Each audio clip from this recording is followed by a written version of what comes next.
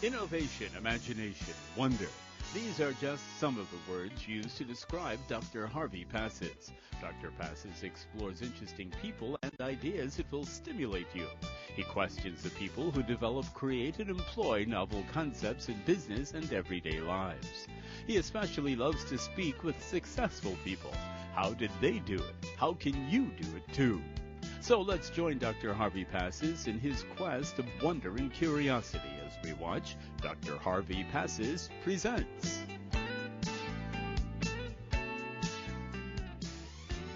As a dentist, I just enjoy being with dentists. We obviously have a lot to talk about, and it's my profession, and it's just wonderful in learning and in just sharing information. But there is one group of people that I absolutely adore being with, and it's my avocation. And vicariously, I get thrills through what these people do. And I'm talking about chefs.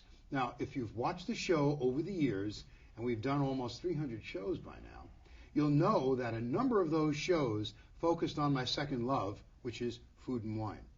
And there's an organization who has made me an honorary member, which I'm thrilled and proud to say that I am part of that organization. And I have the people who represent that organization here today, and it's called the New York Guild of Chefs. Now, in the past, I've had them on, and I wanted to have them on again because new things happen, and people call me and they say to me, I'd like to learn more about that organization, and how can I get involved, especially if you happen to be a culinary professional. A culinarian, right? That's the word you've taught me. That's it. So I'm going to introduce to you today, some you've met before and some you haven't, three interesting gentlemen from the New York Guild of Chefs, and these people are just wonderful, and I'll tell you, I just have the time of my life when I spend time with them. Jack Lewin. Jack, stretch across the table and give me a big howdy do. Howdy doody. Nice seeing you. It's great to see you, Jack. Let me tell you a little bit about this man, and you should be impressed with this gentleman. He's really an impressive individual. You were born in Germany. I feel like this is your life. You were born in Germany, and you're a survivor of the Holocaust. And you learned your trade in Switzerland, which is one of the culinary capitals. That's correct. You came to the USA after World War II, and you worked as a cook in the grand hotels of New York City. And then you took a position as chef at Maison Pepe, and eventually you became the executive chef owner of Continental Caterers in Inwood, New York. And you, along with your wife, Eva, built up the catering business to a tremendous success. You sold your business and semi-retired, and you and your wife, along with your daughter and your son-in-law, Michael, you started the Gourmet Pastry Shells in Inwood. You're always involved with food. And you sold the Gourmet Pastry Shells a few years ago, and you retired. Now you're really retired. Okay, and you live in Woodmere on Long Island with your lovely wife, Eva, who I know. And it's just terrific. Now, you have gotten awards through your career. It's been terrific. But we have here an award which says over here, let me see if I can read this award. And this is a Lifetime Achievement Award. And this is from our very own New York Guild of Chefs, which I remember when you got it. And this was the Carmine, I say Italia C, which stands for Carmine, right. Granata Award. I wonder who that is. We'll talk about him later.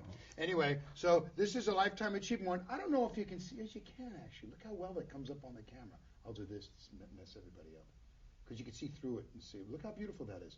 So that's a Lifetime Achievement Award for you, Jack, and that's no slouch. Thanks, guys. That's just terrific. I put it up here because it's so big. You get in the way of everything.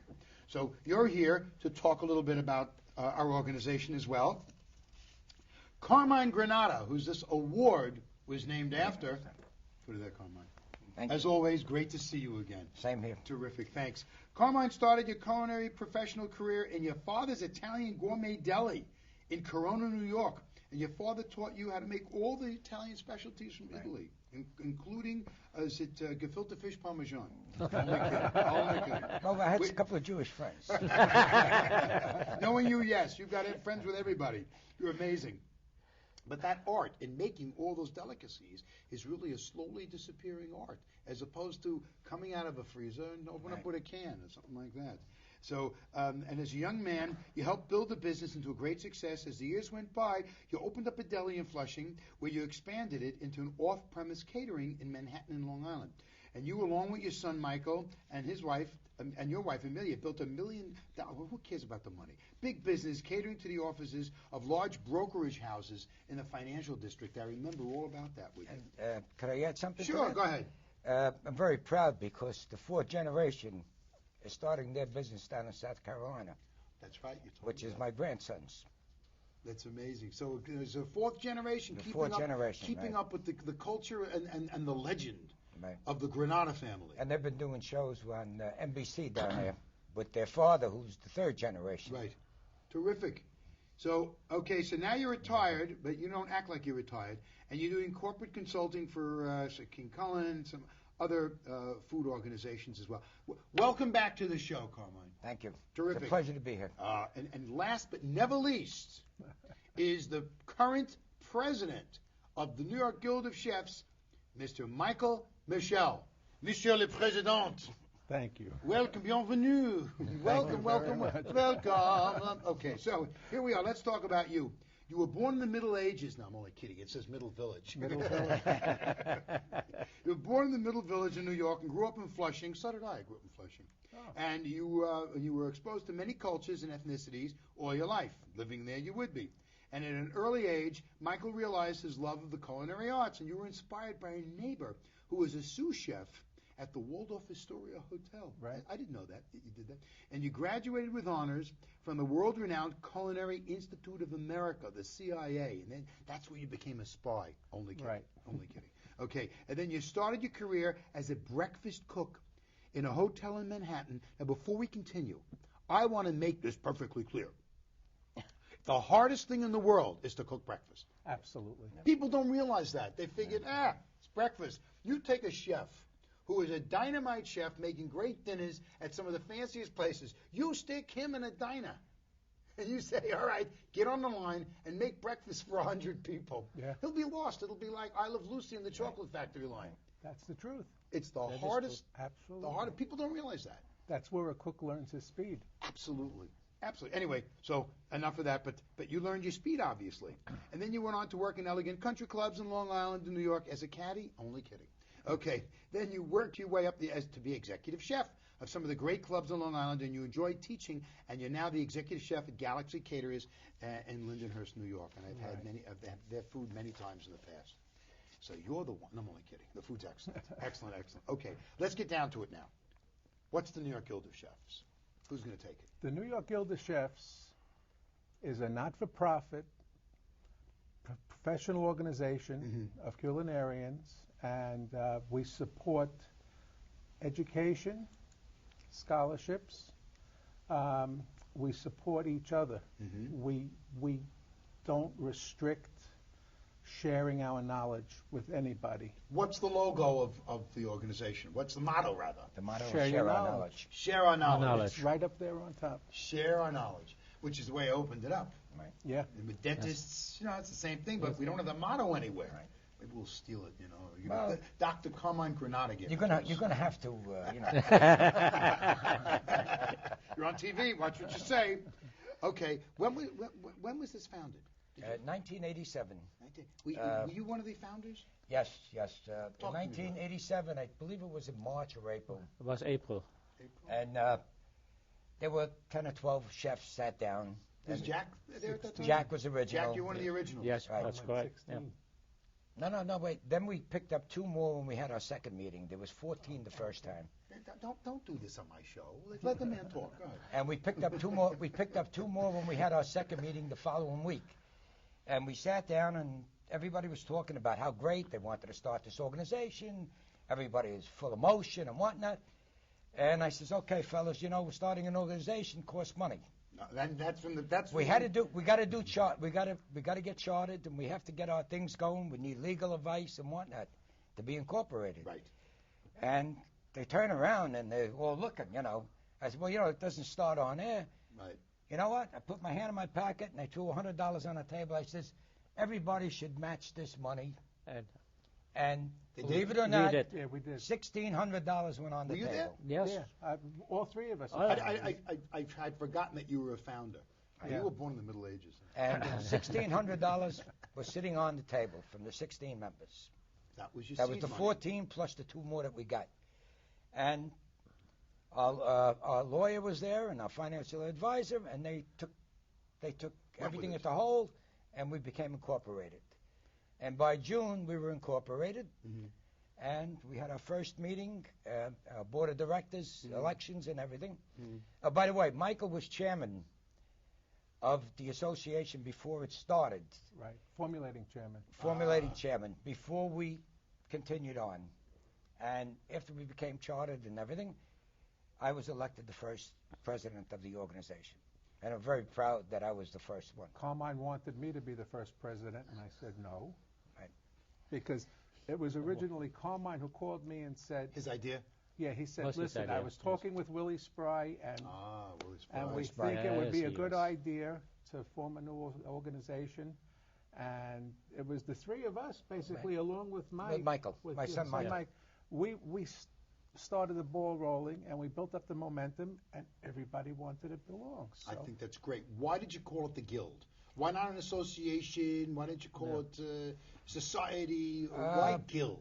The guild is usually Thank in Europe.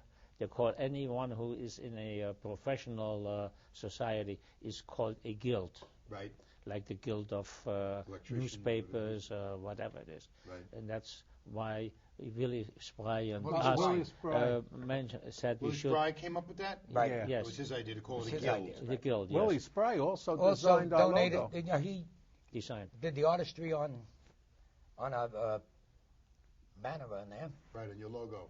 That's terrific. Yeah. That's terrific. When did he pass away? He passed away in, what was it? 89? 88 or 89. 89, I think it was. So he had a few years to It see was a its terrible fruition. blow to the association. He was a very, very great man. Wow. Well, that's good. That's good that you have these memories, and he's very fortunate that he was able to have done what he did and to gain the respect from everybody. And He won 32 gold medals in world competition. No kidding. Yeah. All with French toast? No. I'm Also, wasn't he the only doctor had the Right. doctor No. degree He was the fourth doctor in cooking. in the culinary arts? He got He, a PhD in cooking. When didn't I know it opened existed.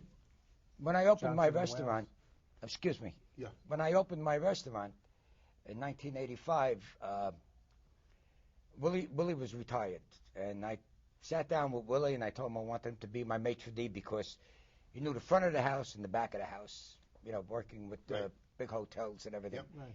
and to work with my son. And we were putting in a proposal for Prudential Beige on their 100 Gold Street office in New York, and we had to put resumes together. So I had asked him, Willie, you have accreditation, He said, well, let me tell you something, Carmine. He says, accreditation doesn't mean that much to me, which I feel myself the same way. If I can't produce, have accreditation doesn't mean anything. Right. But you know what I do have in life? I am one of 4 doctors of cooking, and I have the certificate. So he was one of the So 4 that's doctors. impressive. Yeah. Let's move on because Sure. there's so much I want to ask you. Now you have this organization that's how many years? It's This It's is our 20 years, 20th 20 year. years. It's 21st year. Okay, so 20 years. What have you accomplished in 20 years? Oh. Tell me, Yeah. how many members do you have?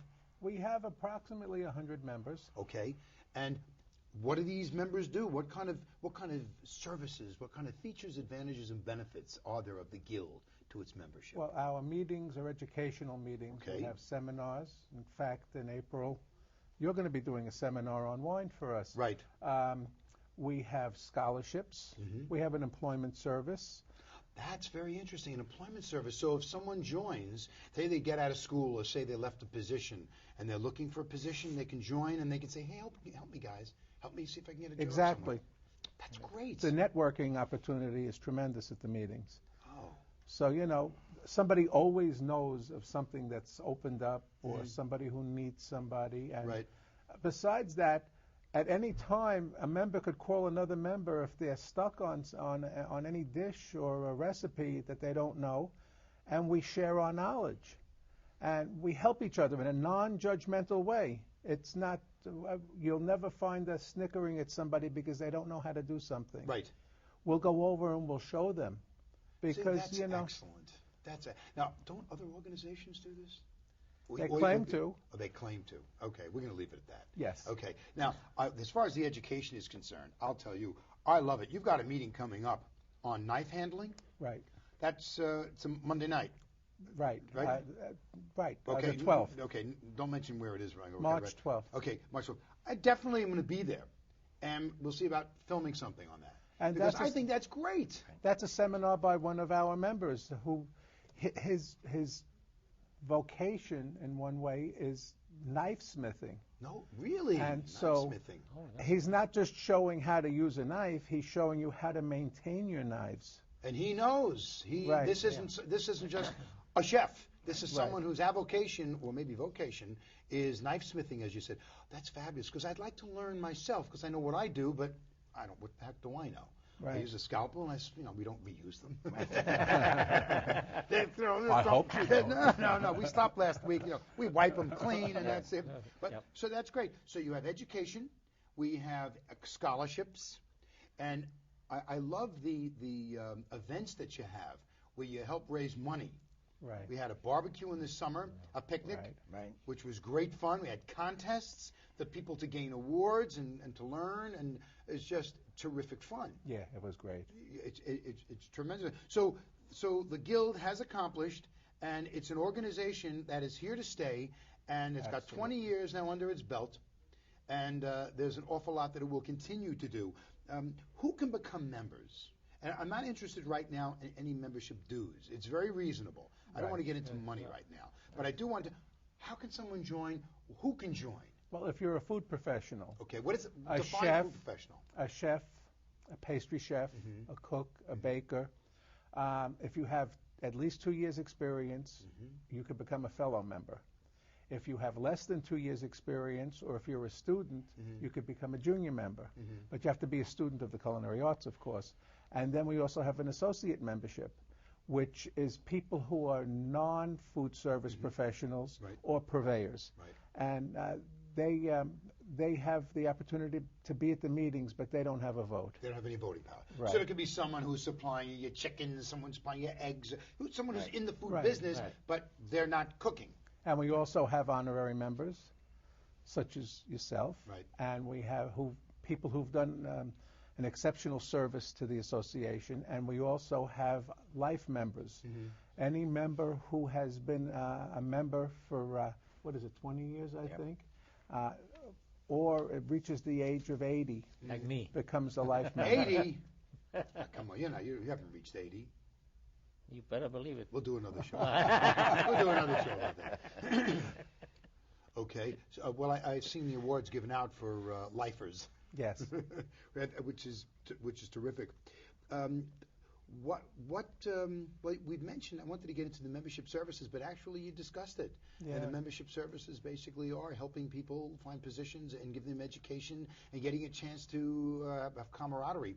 You do know that my involvement with so many people in the food industry and restaurants, I have a number of restaurateurs and chefs who are very interested in wanting to join.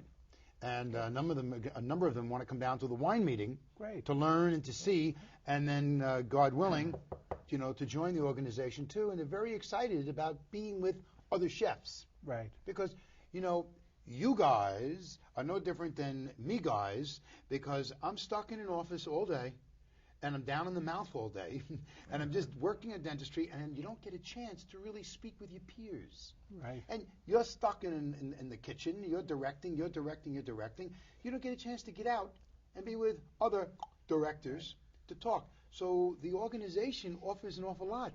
Especially you're with people who understand your situation. Mm-hmm. So, you could talk to your wife or your girlfriend when you get home about what happened that day, but they don't know. They've never been in the trenches. Right. Well, it's like I always say. What did you want to say, Jeff? Well, I was just want to say that in our organization, like the Guild, we have a great camaraderie, and we stick up for each other and care for each other. I thought you said you stick it to each other. No, stick you up for each other. For each other. we're like a family. We are like a family. I see that when I go to the meetings. I mean, you know, it's you feel like you are at a family, which is absolutely wonderful. By the way, I love your tie clip. Thanks. And I love your tie. I don't know if my established camera crew here can get a shot of it. Stand up straight for a second. I mean, sit up straight. Sit up straight for a second. So the camera. Do you think you can get a close up of that tie clip? It'd be absolutely just. Look at that. Look at your tie. You don't move around. You've got wine bottles. I should take that tie. You got wine bottles, you got wine glasses, you got corkscrews, and then you've got a knife and a fork. I love that. And no stains. And well, you couldn't even see Not it. yet. Tie, you Not know. yet. It's like Carmine's tie. You couldn't see it either. You and I, you could see it possibly, but you know, it blends right in. Right. It was just absolutely terrific. So, what do you see? Well, what do you feel is the responsibility or is responsible for the longevity of the organization? Why? Why has it lasted? Because I'm sure that when you first started, there were other organizations out there, no names please, there were other organizations out there that said, see how long they're going to last. A flash in the pan. A flash in the pan. 20 years later, you know, we're the 2 longest decades. Surviving Chefs Association on Long Island. No kidding. Yep. Really? Why? Because of our feeling toward each other, that we help each other. We are not an organization where a lot of organizations take money in and they bank it. Right. They buy stocks and bonds and whatnot. Our money comes in. No names, please. I'm not mentioning any names. I'm kidding. Yeah. Our money comes in from things that we do, a golf outing, and now I'm doing something with another organization that's not in the food industry, but they're going to be running the picnic. They're going to be running a taste. Oh yeah. Coming up, Yeah, and we're involved. they'll donate to our scholarship fund. We don't need $1 million in the bank. All we need is $5,000 a year to operate, which comes from our dues. Right. And the money that we make and create goes into scholarship for the young children. So it's share your knowledge and share your wealth. And share the wealth, right? Member Also, services. as Mike said, a young student can join and become a junior member. When he joins, the advantage is getting a scholarship money from us, the school that he's going to go to, if he's up on his marks and everything else. Right. As Right, long as he right. progresses and shows the enthusiasm, he will receive a check from us. So, Going to school. So am I correct in stating, Carmine, that if I decide to give up dentistry, And you I want to can go become a back to- chef. I can Right. become a chef. You guys will put me through the We'll Scholarship help you go through. Foundation. We'll help you go through. I got it on TV. We'll train you. We'll train you. Oh, God. You know, that leads me to the next comment. I've said this before, and I'm saying it again, and I'm saying it right now on television. You know what? You can listen in. I want to tell you something.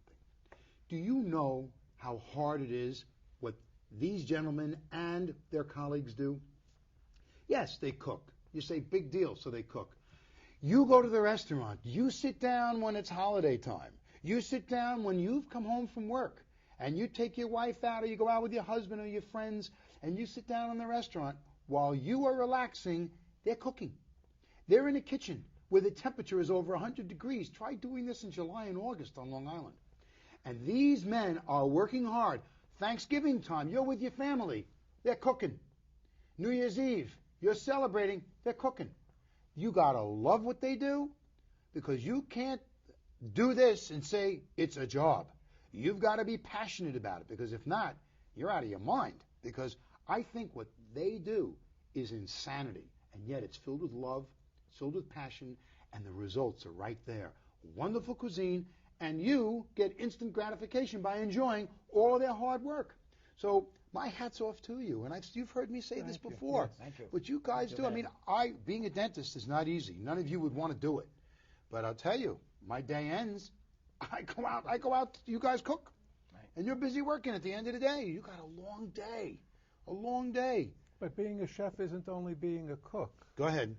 You're also, in a way, the parent to your crew. Mm-hmm. You're the leader. You're the captain. You also have to anticipate any situation that's going to happen. You're doing food cost and controls. You're creating new products, new dishes, new presentations. You're helping market. It's